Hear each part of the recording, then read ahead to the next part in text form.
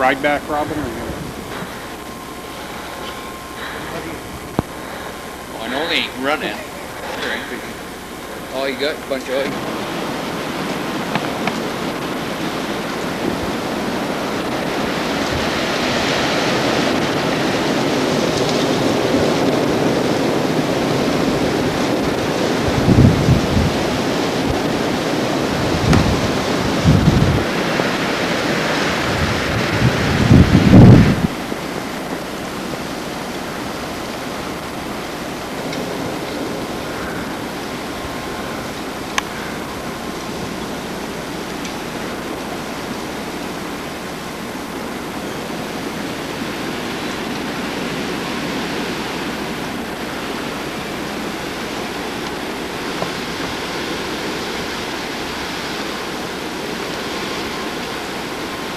Okay, you can talk.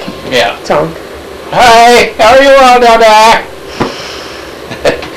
That chicken place you're talking about, Dad and Rupert Davis cut logs in there a few years ago, quite a few years ago. And they come up to this maple and they cut it, and they got over a wash tub full of honey syrup, bees out of it, and honey. There was an old swarm had gone in there. And stayed, I don't know how many years that had been in there.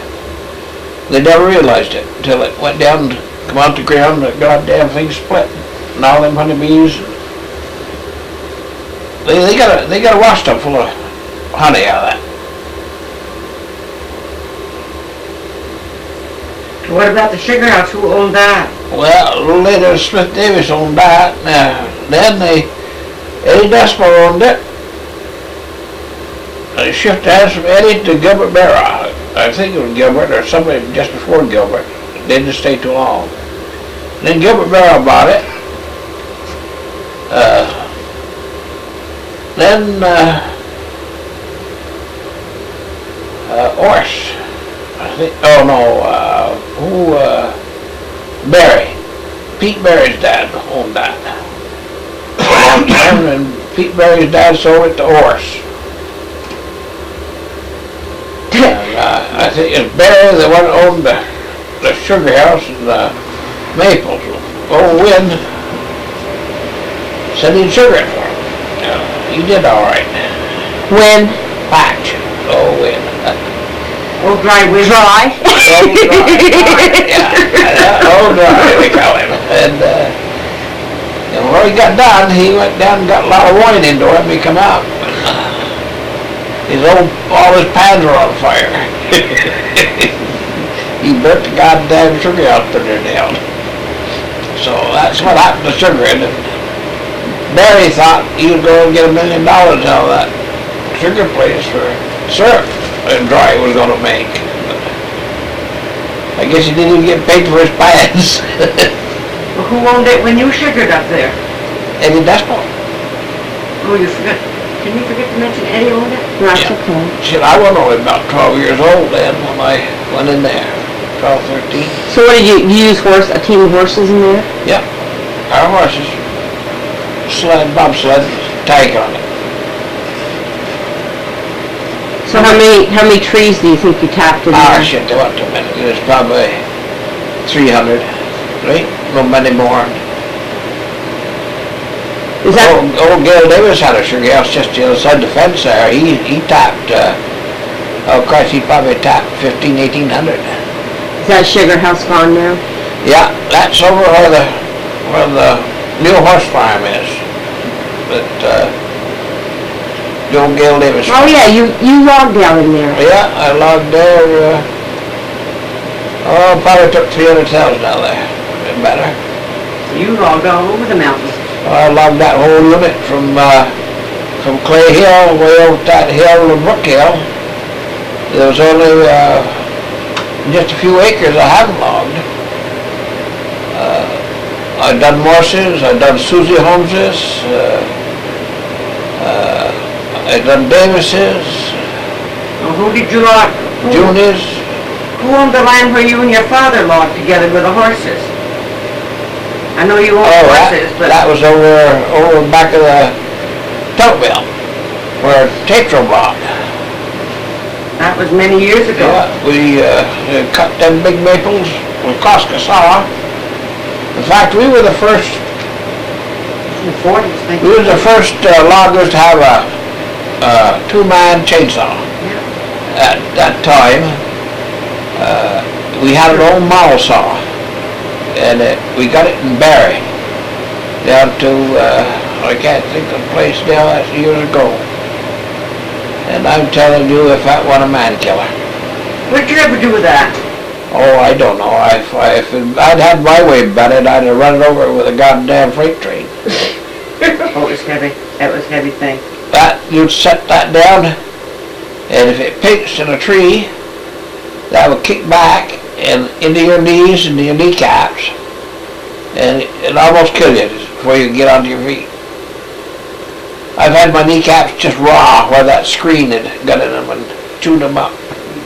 I can remember the time that your horse got hurt bad up in the woods. It drove a stick up in it or something. Yeah, we had one of them stupid bastards that was working for me that reached over and cut a stick with them small saplings, just cut the top off, let it up. It did all right. It let it right out, and when he did, it come right up on the horse's belly, and the horse jumped and drove that stick right in underneath its leg, right up.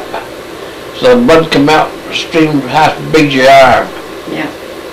But we didn't lose the horse. No, I unhooked the horse, and I had a piece of t-shirt. I see a hole in there, and I stuffed that t-shirt, some of it, with cloth up into that hole. And I walked the son of a bitch over to the veterinary, and Doc Scott lived right there on River Street. And I was logging on about half a mile from him up there. And, That Scottolini? no, Dr. Scott. old Doc Scott, Norm Scott's father. He's dead now, she's dead, and Jesus Christ, that's 50 years ago or better. Dr. Scott was a veterinarian, wasn't he? Yeah, Yeah. yeah. But he was better than some doctors they had. Oh, yeah. By God, the horse was weak, lost a lot of blood, but by God, it clotted up and it saved it. And you logged with it again, I think, didn't you? Yeah, yeah. How many set of horses did you use and on all the time you was logging? Oh, Jesus Christ. I can remember quite a few. Yeah, a dozen pair probably. You had some nice looking pairs. I had a pair of mares that were almost like Dutch Beldens. Jesus Christ, they were a beautiful pair of horses. The mother and the colt. Yeah. How many feet of logs did they pull out? Oh shit! A day? With that pair of horses, I could hitch the old mare onto a tree or onto some logs and send her down the trail. And I'd hitch a colt on behind her, and that old mare would go right down to head her, and the colt would follow. My God, somebody down to head her would unhitch her and head her back up the trail, and she'd come up where I was, and the colt would down to unhitch her, the colt would turn around and follow her right back up on the mountain. I used to hook them on. We never had to go between them. She knew, Jesus Christ, whoever trained her must have done a good job. I don't know who it is. But she came from Canada, them horses. Well, look at the Belgian mare you gave me to log with. She did the same thing. Oh yeah, shit. That's right. She would do the same thing. You know, we were thought we needed to teach her how to pull the log. Yeah, the horse knew more than Chick did. She'd go down. Oh, that's for sure. That horse knew more about pulling the Chick would try to get a driver, this and that horse wouldn't go. He done the loins up on the hame and told him go to hell. But when he did, the horse come right back in and away he went to head her with a tree. Well, he's supposed to. She didn't want to get driven by somebody dumber than she was. Hey, were you born in the 1920s? Was it 1927 flood? Yep. Grandpa was born, your father was born in 1925. And the father's in 27, yes. He was 2 years old. So you probably don't remember that. I think I can vaguely remember the water. We was upstairs in Admiral Toilet, off where looking towards the gristmill. We were upstairs in that house. And if I can remember that the water up on them stairs. You know where our bedroom was? Yeah. The bedroom before that. And that's the only thing I can remember on that. Like, You were told about the canoe or the boat going through from the, Oh, Red Hooper went through the back door, went right out the front with, picked up your father. yeah, and picked up Enos Sherwin's Red Rooster. It was out on a log out there. I got it right up Got the rooster, put him on to find the boat. See that? That's what they had for supper, I guess. It's an article that said Red Hooper remembers. It's down in there in my scrapbook. Yeah, It they, talks about Keith's father and him They getting the took money all out of the the money out of the bank, bank. the money. And, put the hired ground office where it's safe.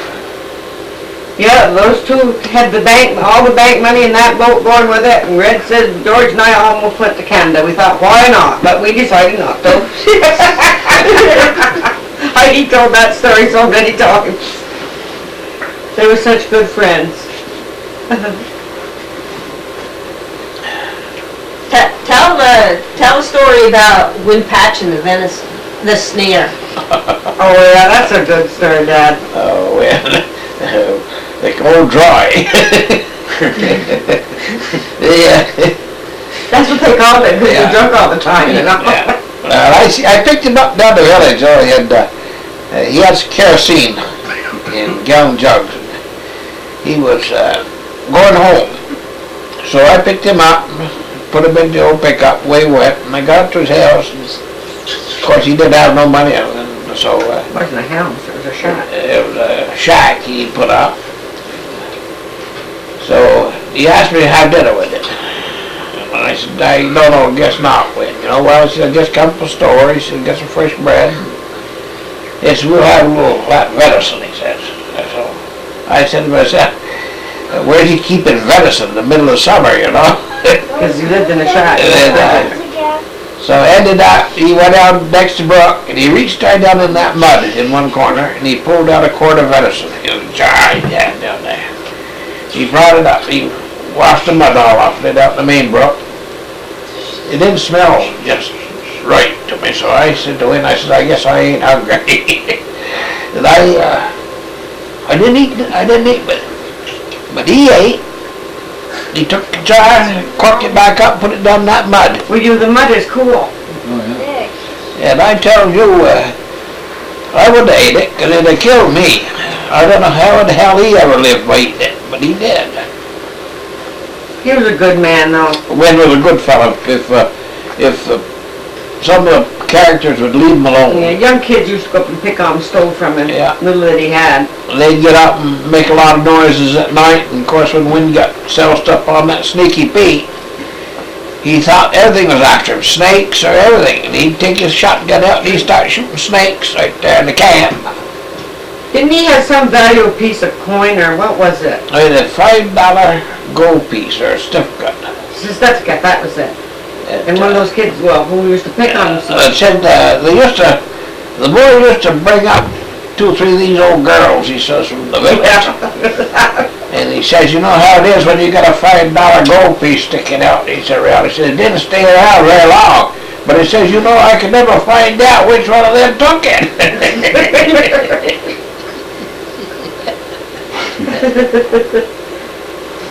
Oh, you know. Stop tickling me. He caught a deer in a snare one time up at the sugar place. Found an opening where a deer runs, so he put the snare in. And he said, instead of hooking his snare down the bottom of the tree where the deer jump and break his neck, he hooked it up on the limb. And of course, when Win went up to cut the deer's throat, the deer's run away from him, you know, just fast as he could. About 2 jumps, and when then it catch the end of the snare would come bring the deer right back towards Win, you know. Well, he come down to the farm where Ted was. He said, Ted, he says, that deer's trying to kill me up there. So Ted had to go out and kill the deer for him so he can get some meat. Well, as a boy, you went to work on a farm when you was what, 9, 10 years old? Oh yeah, Christ, well, really, I was. Van Lonigan, by Jesus Christ, I was up there when I was 10. Yeah, Mark Patch, the Groves, worked for Edgar, worked You did the chores, then you walked to school, how many miles was it? Well, one shot at was a place I was first, up by the Telt Mill, Telt Mines. Lived out to where the Limlaws lived out there, and that Edna Ward. They all knew how to work, being living in a family. And Ward worked all day in the mines, down underground, with them carbide lights hitched onto the head, showed off the lights, and he'd be down there for 12 hours a day, and then he'd come home, go to milking. Of course, I was there. Watts was there. You take it home, take the picture of it, and bring it back. There was, his other son was there, but they didn't like the farm too well. They'd get out and stay in the village. Oh, I'm looking for something. So, there's Helen and I used to do the chores. Helen drove her, and I had a horse. We drove from the farm down, and we put the horse over Dad's barn over there. We had four horse stalls in there. Usually there'd be 4 horses in that during the day. The native girl, Yvonne, used to keep her horse over there. She used to go back for school. Then there's a Chet Hare, used to bring his off the other side, the mountain. There used to be, there's room for 4 horses, and usually there was a horse in there during the day out in the stalls.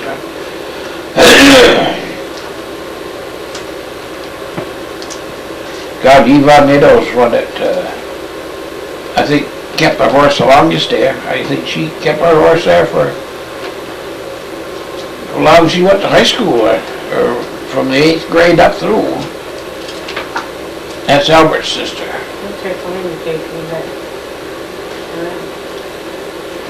Yeah. Them days are all gone. Yeah. I used to walk from my grandmother's house on the hill up there, 4 miles down. After school, walk 4 miles back and go to work. Wasn't bad enough for 4 miles. Then you had to get up there, you had to go right to work after you got home.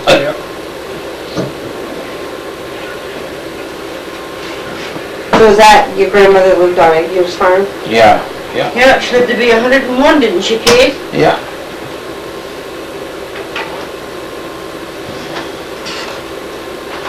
She'd lived longer than that. The mailman had to stop so many times.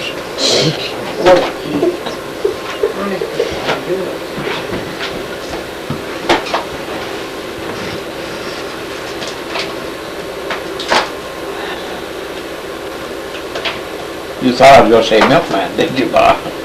Yeah. She thought you were. How are you? Pretty good. You have a good night. So, were you born in this house here? Oh, yeah.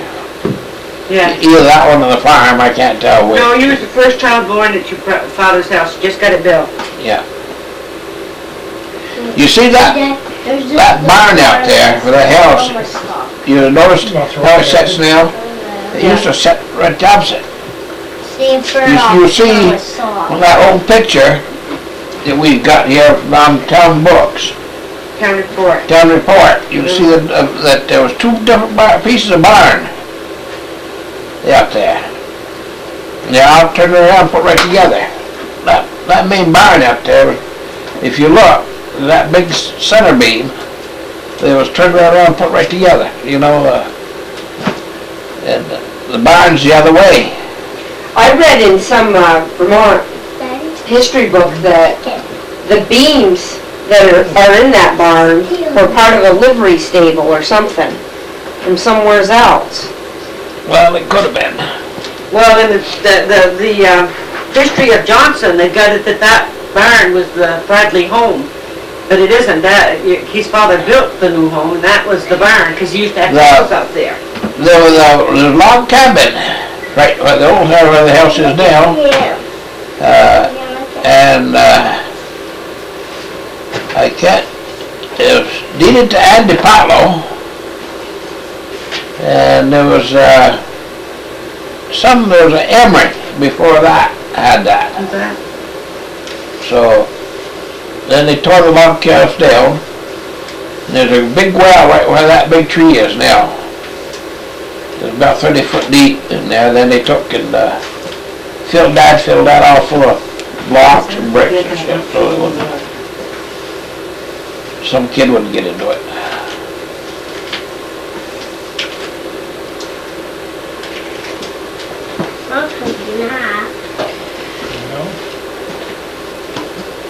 We just had one. So where did, what about the building next door where the apartments are, where Pop Odell lived? When did Pop Odell come there? Well, that was after Barrels. They had a store there. They had one old Pop Ma store, Pop Mom and Pa store, what do they call them there? They lived, Homer Barrels, lived just across the road. And that big, second house up. Where, Wilbur Barrels, of course, they run that store. where Mrs. Mason used to No, live? on this side, yeah. Oh, So, where Davis's apartments are? no, next one up. That was Barrels' place. Oh, where the college one there? The college didn't own that at that time. But is that the building that? They owned it down, then they sold it. Then Gordy Davis is the same way. That used to be a nice home in there on the corner of that greenhouse. Yeah. Used to be a few girls stayed there from normal school. Then they had this one up here for the Waddy Waters house. The brick one?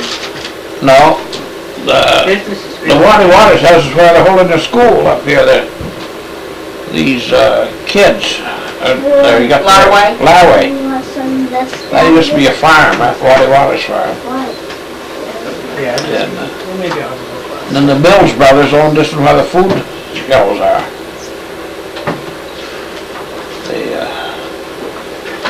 That's years ago. This out on School Street here was all swamp at one time. Dad owned it right out through, right up where the REA is. So is that how Wayne and them got their Wayne? Is Yeah, your father gave Wayne it to and him? Harry. No, they bought it. They bought it from Dad, Ma. They built it up there. What about Messier's house? O.V. Despo was in that. Doing our cardboard. So he didn't own that? O.V. owned it. Yeah. Then Hazel Stewart lived there. And Ray Barry owned this one here at, Dad owned this one time, and I think he sold it to Ray Barry. Ray Barry sold it to old Albert. And then old Albert gave it to Roger after he died there. What was Albert's last name? Dolan. Yeah. Yeah, he was,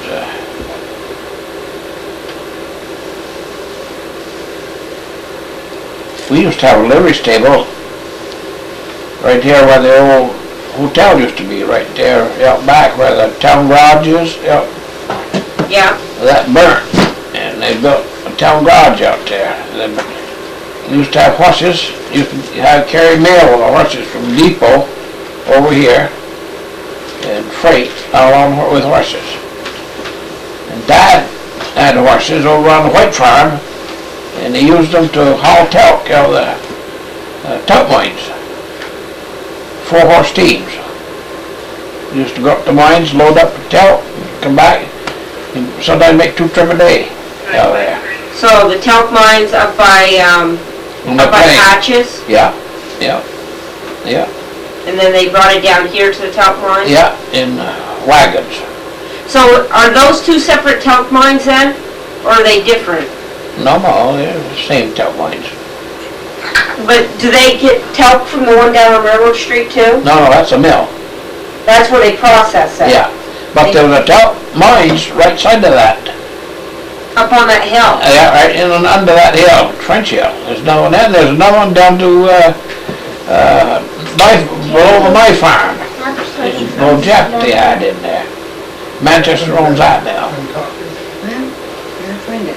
One of Now, these. they blocked off their mines, or can people go in? Well, I think they're blocked off because, you're supposed to work in so much a year, so many hours a year. And they was doing that one down there for quite a while. Then I guess they give up on it.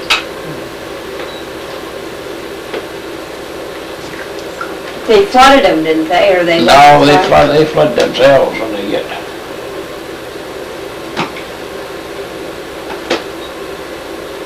So what was, where C.H. Stearns was that always a grain mill there? Over here, Yeah. as far as I can remember, that used to be. And then that burnt. One night, I woke up in the morning and of course that burnt during the night and I never knew it. Was it as big as what it is now, or was it a littler? I think a little smaller, but they made it one big building. God, that's a nice building too. Daddy let you sleep. You let Daddy sleep. Now it's the art I studio. wish I had a picture when the dam was there. I remember going over and fishing off that dam. The father used to dive off him.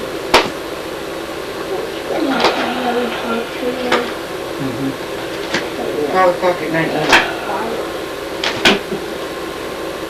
I can remember an old Edith Leslie drowned herself down back on the rocks. Where was that? Down back where? And you can look off of off a point there on them rocks, right? You look right down from the Oh, the bridge. town garage? Yeah. You know, we used to have a lot of water going through on them bridges at one time. In the last few years, the water's cut right down half. They that much. Was that really disturbs me? And you're gonna see less too. Less water coming down through. Boy, Everybody used it.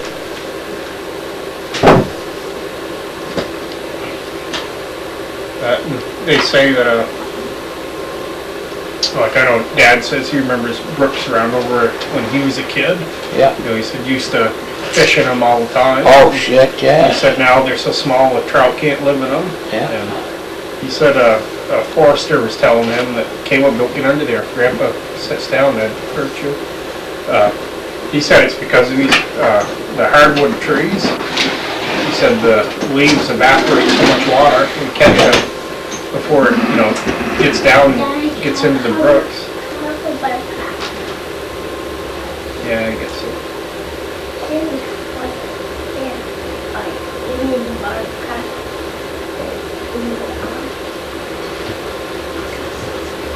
Here. Over So, do you remember when the Trout family singers had that concert for the Bradleys? I can remember, yeah. it was an honor to the Bradleys because they had, And so many of the service they had, boys. So many of their three boys. in the World War II all together, and then all 7 boys of Yeah. the Bradley family served in the service. There was another family that was honored at the same time, right? Was it Yeah, different? 2 families. Daddy, What? are you I still can't think thinking of the other of family yourself? was. It was awfully nice. Still on? You've been in a joke Australia. Dad, y'all put butter on it. Really good.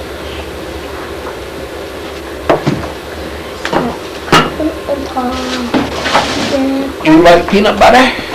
Nah. You like good old butter. Yeah, I would like it. I'd like to take a picture of it. That's You can have it. I think we just take Yeah, because Do I get to put it on?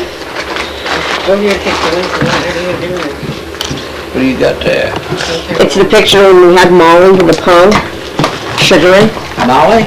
Remember Molly, the workhorse you gave me? That horse was so smart, you know, she could hook herself up to that pond. But she had a hell of a lot of, had a lot of trouble getting the sap buckets off the trees to dump them into the sap sled.